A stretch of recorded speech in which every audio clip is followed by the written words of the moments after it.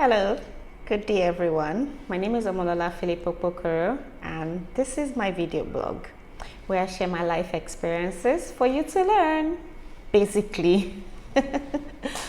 So today, I'd like to speak about something a whole lot of women do not like talking about, and it is sexual harassment in the workplace.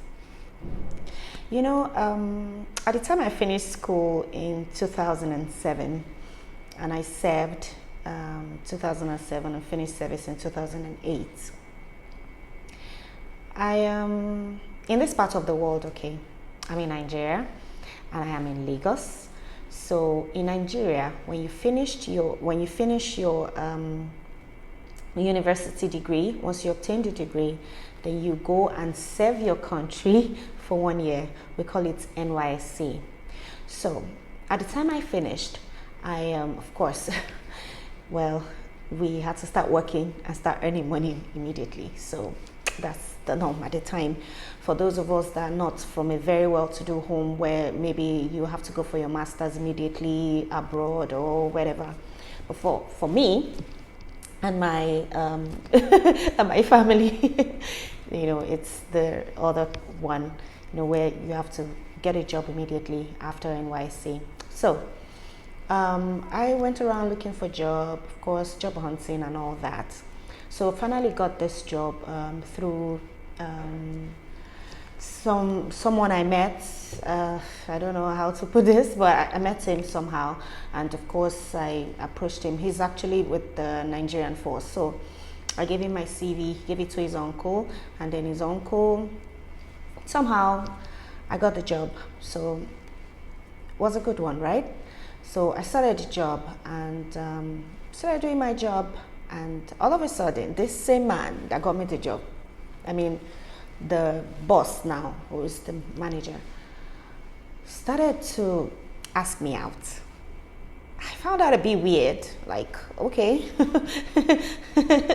Like, why are you asking me out? You're married, like you have kids and all. I mean, why me?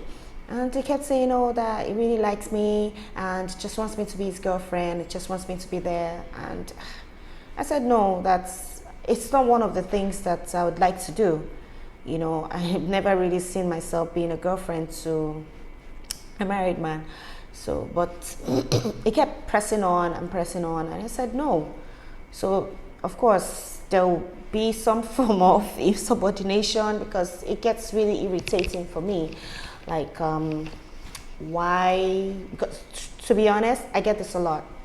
Like, growing up, I don't know, it's like everywhere I go, there's always someone who wants to like ask me out. So most times I have that shield up. When I get to a new place, I know, oh, definitely somebody's going to come at me. Oh shit, I don't know. You know, I really didn't like it. I didn't find it comfortable at all.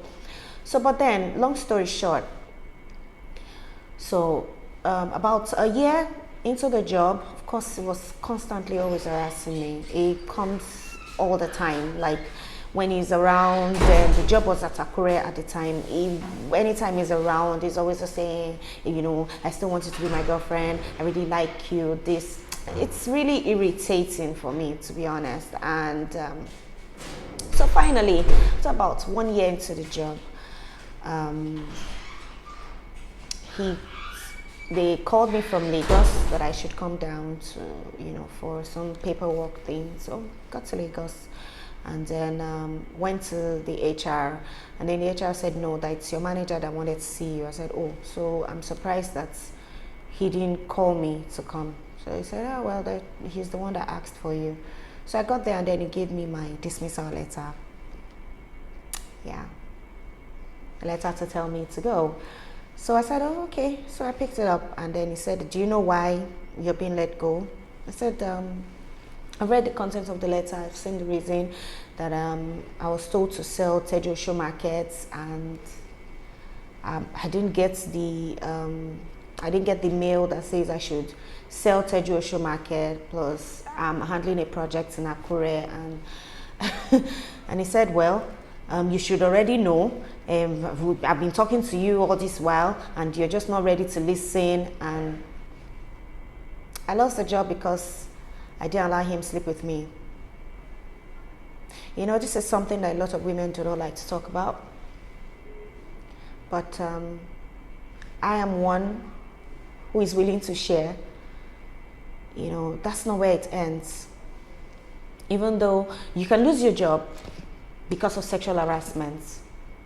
But then we're in a country where you cannot exactly go and report, especially when you know you need the job. So some give in to the sexual harassment, some do not. For me, I didn't give in, so I lost my job and I found another one. Took a while, me about another 4 months before I could secure another one. But then sexual harassment is real.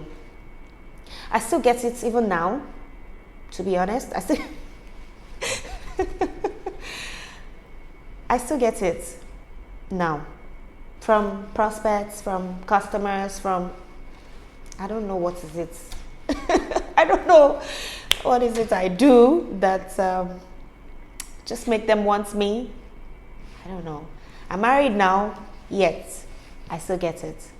But I'm a whole lot older, I'm wiser, I'm smarter. So I've seen more, so I'm able to manage it.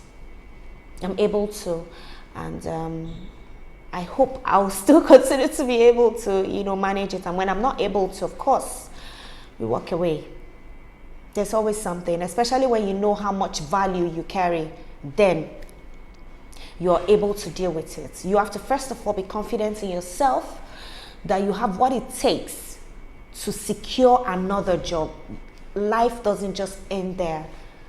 You don't have to give in to sexual harassment for you to keep your job. If the sexual harassment won't stop, if it's a situation where you cannot report, you cannot do something about it like we have in this country, you know, in most cases people are not able to get justice. You know, sometimes the law works against the woman, especially when there's no concrete evidence. So most women get to give in, or they just leave and they're not even sure, they slip into depression and a whole lot of things just happen. But one thing I want you to know today, as a fellow woman to woman, and I also know that men also go through sexual harassment. So whatever it is, first of all, know your worth, know your value, and be ready to walk away if you have to. And if you're able to manage it and keep your job. But if you're not able to, if it's causing you a lot of distraction, or maybe it's going to be costing you your appraisal, costing you a whole lot of things, it's not worth it for you to start to have the mental breakdown based on, you know, sexual harassment. If you're able to report, please go ahead and report and get justice. If you're not able to, and to be honest, it's better with this digital age, if you're able to record conversations that goes on between you and the person harassing you, your harasser, I don't know, I'm sorry, but you know, just to be a bit playful so that I don't sound so serious about it, but it's a very serious matter. If you're able to report, please go ahead and do so. If you can secure an evidence for yourself, please go ahead and do so, because it helps your mental health to know that you're worth more than just a piece that somebody can play with, a pawn that somebody can just play around with, asking for a 5 minutes enjoyment, you know, that you do not want. Okay, so thank you for watching all the time. I'm really grateful for all the likes and all the views that I get. I know I'm going to get a lot of questions from what I've shared today, but don't worry, I'm always ready to respond. Thank you again for following my link. Thank you for clicking. Thank you for sharing. And do have a wonderful, wonderful day. Bye.